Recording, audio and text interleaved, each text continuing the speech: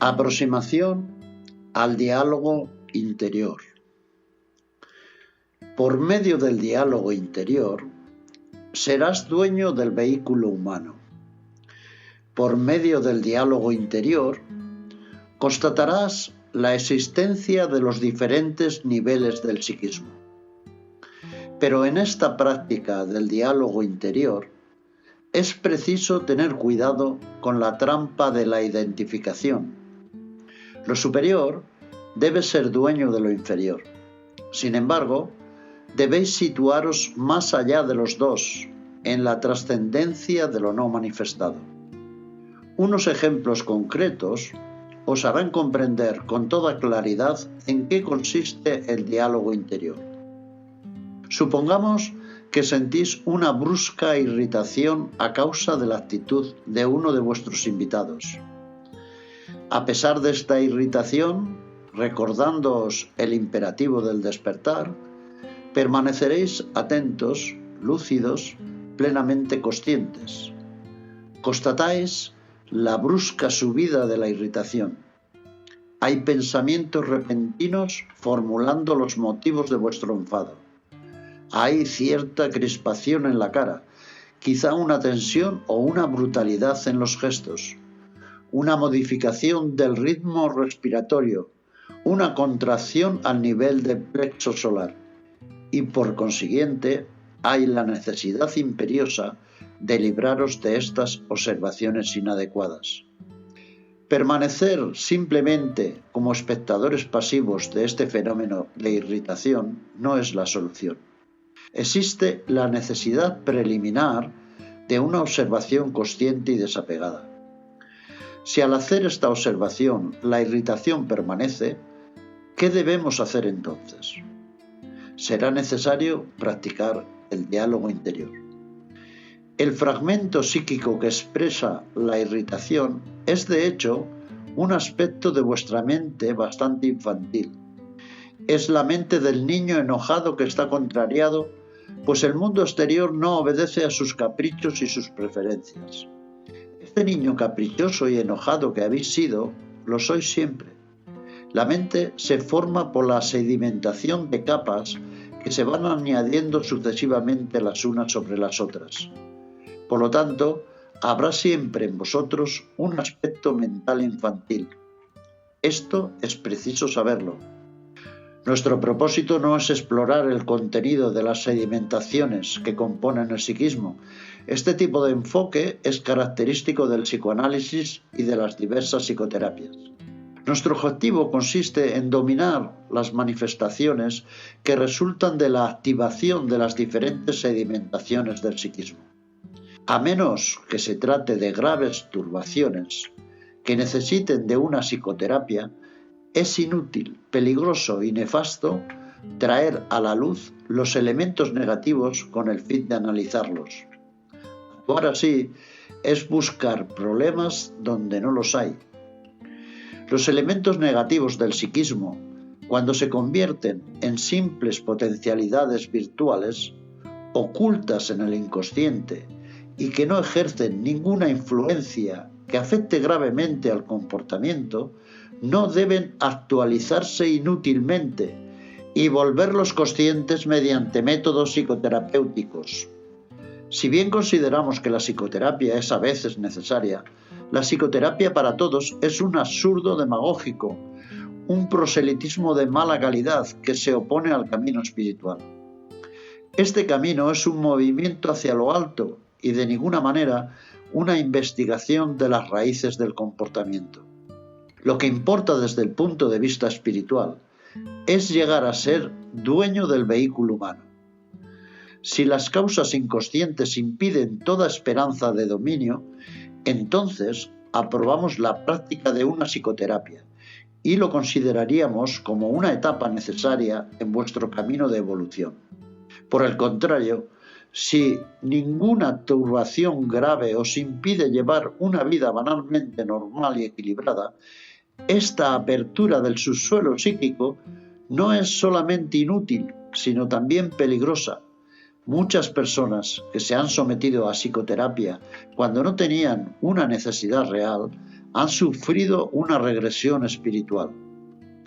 La práctica del diálogo interior, práctica que debe seguir a una toma de conciencia pasiva, se dirige a aquellos que no tienen necesidad de psicoterapia, es decir, de hecho, a la gran mayoría de personas. Pues la teoría según la cual todo el mundo estaría psicológicamente enfermo es precisamente una opinión de enfermo que revela el proselitismo aberrante del que acabamos de hablar. Terminada esta digresión, volvamos al caso concreto de alguien que siente los fenómenos de enervamiento anteriormente descritos. Para él, el diálogo interior consistirá en razonar con el fragmento psíquico que experimenta la irritación. Por lo tanto, será necesario establecer un verdadero diálogo. Acabáis de constatar en la mente la aparición de determinados pensamientos que expresan quejas con relación a la persona que os ha molestado. Enseguida, formularéis interiormente otros pensamientos que responderán a los primeros, desarrollando una argumentación contraria. Deciros interiormente, tal persona ha dicho esto o ha hecho lo otro por tal o cual razón. Su carácter tiene tal o cual característica, lo que explica su actitud. Es absurdo culparlo por ello. Lo ha hecho sin mala intención, o bien su mala intención ha sido motivada por esto o aquello. Es infantil irritarse por una cosa tan insignificante. Es preciso dar un paso atrás, constatar que aquello no tiene ninguna importancia en nuestra vida, darse cuenta que mantener la serenidad es una adquisición de alta importancia. Disipad esta irritación inconveniente. Decirse, ¿de qué sirve polucionar la mente albergando pensamientos rencorosos? Recordad la necesidad de dominar vuestros gestos, de retener vuestras palabras agresivas, exhortaros a la calma. Constatad que es mucho más agradable permanecer en un estado de ecuanimidad. Decirse también, ¿de qué sirve beber el vinagre de la ira contenida? Practicar la distensión de los músculos de la cara y del conjunto de las tensiones que habitan vuestro cuerpo. Obligaros, después de esta relajación, a expresar una media sonrisa, etc. He aquí el tipo de sugestiones que se debe hacer con la parte de la mente que se dirigirá a la zona psíquica en la cual se ha experimentado la irritación. Este tipo de reflexiones no son más que un ejemplo. A vosotros corresponde adaptarlo a la multiplicidad de circunstancias concretas. Lo que acabamos de decir, tomando como ejemplo la irritación, puede repetirse en diversas variantes, como el robo, la mentira, la pereza, etc., así como para todas las tentaciones negativas. Para el robo, será necesario sugestionar la parte de la mente que expresa los argumentos que justifica el hurto que uno se propone cometer, explicándole que la parte de la rectitud y de la moral irreprochable es mucho más importante que cualquier ganancia material. Para la mentira, al sorprenderte en flagrante delito de mentir, razonarás de la mente a la mente, recordándole la debilidad, el absurdo, la bajeza que hay en el hecho de exagerar o disimular la realidad. Instaremos a la mente con la mente a practicar la virtud de la veracidad, recordando la fuerza y la serenidad que se desprenden de aquel que dice siempre la verdad. Se pensará igualmente en la importancia de tener una adecuación perfecta entre el mundo interior de los pensamientos y el mundo exterior de la palabra. Inútil multiplicar los ejemplos. Eso nos conduciría a pasar revista a todos los elementos constitutivos de la moral.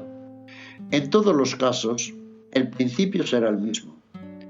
Al constatar la presencia de una tentación negativa, se utilizará la mente para razonar y sugestionar, ello desarrollando tantos argumentos como sea necesario e insistiendo también todo el tiempo necesario para que el impulso tentador sea dominado. En determinados casos, el razonamiento y la sugestión no tendrán como propósito el reprimir un impulso negativo, sino al contrario, animaros para cumplir ciertos actos.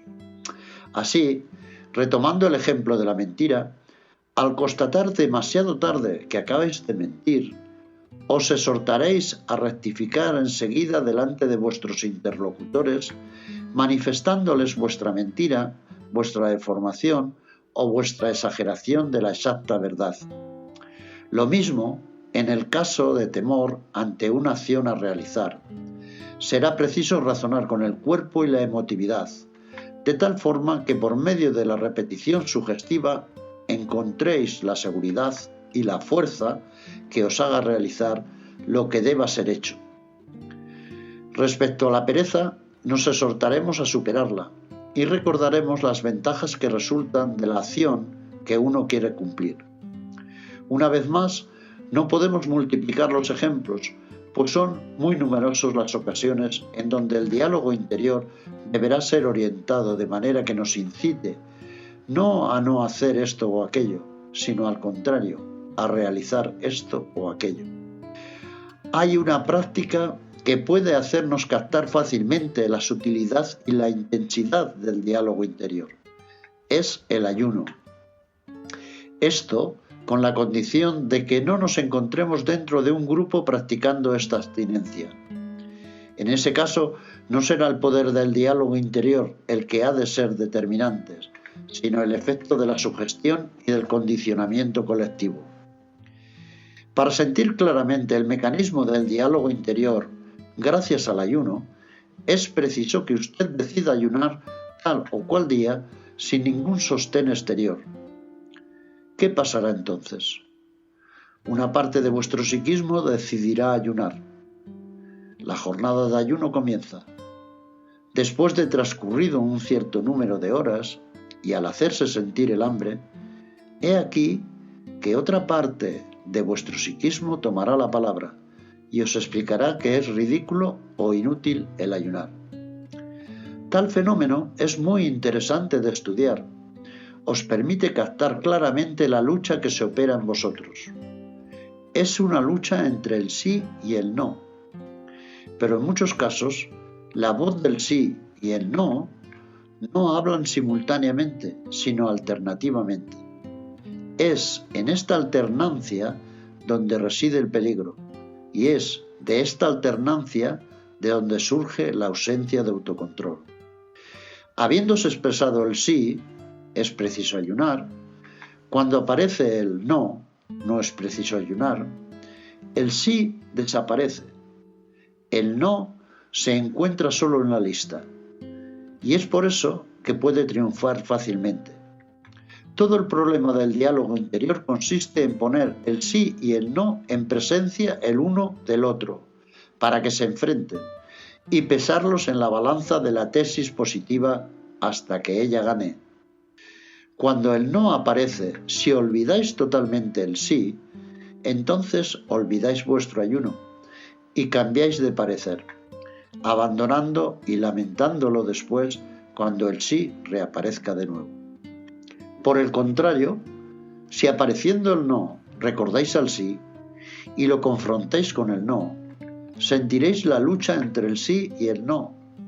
Esto os enseña mucho sobre el funcionamiento del vehículo humano, pues lo que es verdad para el ayuno, lo es para todos los casos de la consciencia que son una lucha entre dos aspectos del psiquismo. Habiendo observado la lucha entre el sí y el no, entrad en el combate mediante una acción voluntaria. Hacer triunfar lo espiritual es aprender a vencer una tentación. Y cuanto más se refuerza vuestra capacidad de vencer una tentación, más se reforzará vuestra capacidad de vencer otras tentaciones. En eso reside la riqueza universal de la práctica del ayuno. Pues el ayuno, igual que las otras privaciones propuestas de manera episódicas por las diferentes tradiciones, nos permiten entrenarnos y acorazarnos contra las tentaciones. Aprendiendo a vencer la tentación de romper el ayuno, adquiero la fuerza interior que me permitirá vencer más fácilmente la tentación del adulterio, del mal humor, de la violencia y de cualquier otra pulsión negativa. Desde esta óptica, el ayuno, independientemente de cualquier otra justificación de tipo higiénico, es una disciplina preciosa para aquel que comienza en el sendero del diálogo interior. Y repitámoslo, es lo mismo para el conjunto de privaciones episódicas que constituyen la ascesis que está en la base de toda tradición auténtica. Una pregunta queda en suspenso. ¿Quién es el que dialoga? ¿Quién dialoga con quién? Se puede responder brevemente diciendo: el psiquismo superior dialoga con el psiquismo inferior. Hay en vosotros un psiquismo inferior. La máxima realización de este psiquismo inferior es lo que las tradiciones han llamado vuestro ángel malo, vuestro demonio interior, vuestro tentador, que no es otra cosa que la fuente de todas las potencialidades negativas que os habitan. Hay en vosotros un psiquismo superior. La máxima realización de este psiquismo superior es vuestro ángel guardián, vuestro ángel bueno, que no es otra cosa que la fuente de todas las potencialidades positivas que os habitan.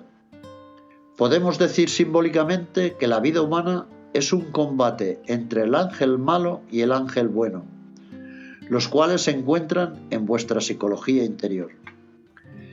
En el campo cerrado de esta interioridad, incansablemente, como dos héroes de la Edad Media, el ángel bueno y el ángel malo se enfrentan incansablemente con sus radiantes espadas en un combate titánico. Innumerables son las mitologías y los simbolismos que expresan la realidad cósmica de este combate. Siendo el microcosmos el reflejo del macrocosmos, tiene lugar en vosotros mismos el combate entre los dos poderes. En vuestro interior, Ar-Rahman, el espíritu del bien, y Ormuzd, el espíritu del mal, libran la batalla. Así como lo enseña el mazdaísmo, el espíritu del bien y el espíritu del mal son dos gemelos salidos de la trascendencia que en esta doctrina se llama Zarban Akaran. Desde esta óptica, la realización espiritual se identifica con la victoria en uno mismo del espíritu del bien sobre el espíritu del mal.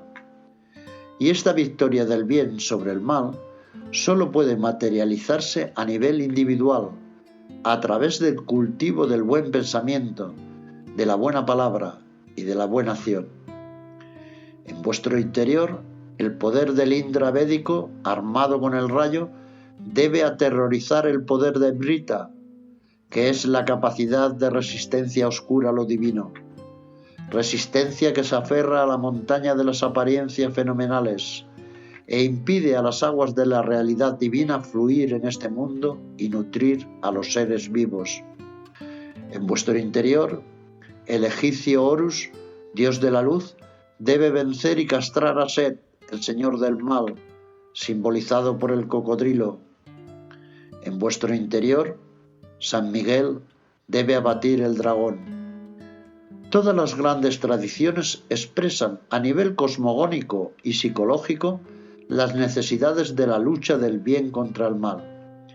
No creáis que podéis evitar esta lucha. Entrad valientemente en el combate interior, que no es otro que la gran guerra santa del Islam. Convertíos en un héroe de lo espiritual por vuestras tomas de conciencia de lo negativo y por medio del diálogo interior que deberá seguir inmediatamente a estas tomas de conciencia. Muchas malas tendencias residen en tu interior, en el estado potencial. Sería suficiente cierto tipo de acciones y de reflexiones para hacerlas activas. Además, un cierto número de tendencias negativas se encuentra en vuestras actividades, con intensidades energéticas variables. Es preciso vencer todas estas tendencias negativas. Ciertas tendencias luminosas están ya activas en vosotros, pero hay muchas otras que permanecen todavía en un estado potencial. Es suficiente un cierto tipo de acciones y de trabajo interior para convertirlas en activas. El ángel malo y el ángel guardián son, pues, las dos reservas potenciales de lo positivo y de lo negativo. El ser humano clásico es una mezcla variable de los dos. Aquel que sigue una ascesis demoníaca acaba por identificarse totalmente a su ángel malo, que se convierte en una realidad totalmente activa, mientras que las tendencias que componen el ángel guardián se convierten en él en simple potencialidades.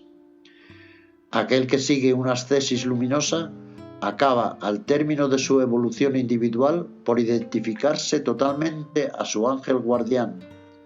Se convierte en un ángel al nivel psíquico, y las tendencias negativas que componen su ángel malo se convierten en él en totalmente potenciales. El combate espiritual que se expresa en el diálogo interior es un acto en el cual los dos ángeles se enfrentan. Diálogo interior es la experiencia de la fricción del libre albedrío. El diálogo interior es una herramienta gracias a la cual hacéis retroceder paulatinamente en vosotros la sombra y el imperio del demonio, para que de una manera siempre más deslumbrante, el ángel que todavía no sois, más que potencialmente, se convierta en vosotros en una realidad efectiva que conduzca a la victoria. El yo psicológico del ser humano es una mezcla de sombra y de luz.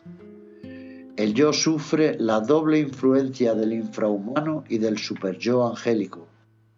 Ese superyo angélico no tiene nada que ver con el superyo freudiano. El superyo freudiano no puede ser confundido con el superyo angélico, pues si es verdad que este último inhibe las malas tendencias, igualmente inspira y enriquece al individuo. Además, en el superyo freudiano, la inhibición es un proceso irracional, mecánico, involuntario e inconsciente, mientras que en el superyo angélico la inhibición de lo negativo es consciente, razonada, lógica y voluntaria. El superyo freudiano está en el inconsciente, el superyo angélico está en el consciente. Ciertas observaciones del psicoanálisis son, sin embargo, exactas, pues es verdad que una educación inhibidora forma una falsificación inconsciente del superyo angélico. Falsificación que es precisamente el superego freudiano. Tened en cuenta que todo despertar auténtico del superyo angélico hará desaparecer en un resplandor esta falsificación inconsciente que no podría soportar la luz. La práctica que se indica a los adeptos de la espiritualidad es excesivamente simple. Se trata de instaurar en nosotros un diálogo interior y de día en día, gracias a ese diálogo y a nuestros esfuerzos voluntarios, hacer triunfar lo positivo y lo luminoso. Al hacer esto, sin embargo, debemos evitar caer en una trampa. Esa trampa consistiría en identificarse con el psiquismo superior y angélico. Tal identificación, si bien puede constituir una etapa en el proceso de la evolución espiritual, no puede ser considerada como el propósito último. Ese objetivo último está representado por el camino gnóstico. La ascesis gnóstica supera la luz y las tinieblas, mientras que la ascesis angélica no sobrepasa más que las tinieblas. Identificarse con el psiquismo superior es hacer el bien pensando: yo hago el bien, yo lucho contra el mal. Elevarse al nivel de la gnosis es hacer el bien, sabiendo que es el psiquismo angélico el que realiza estos actos positivos y el que lucha contra el mal, mientras que nosotros permanecemos más allá en nuestra trascendencia inactiva, que no es otra que nuestra pura consciencia que permanece testigo del ser humano y del mundo. Lo mismo que el santo, el gnóstico desarrolla el ángel que en él habita, pero mientras que el primero limita su punto de vista a la identificación con su cuerpo de gloria angelical, el segundo considera el cuerpo de diamante del ángel como un simple instrumento de acción, instrumento con el cual no se puede confundir.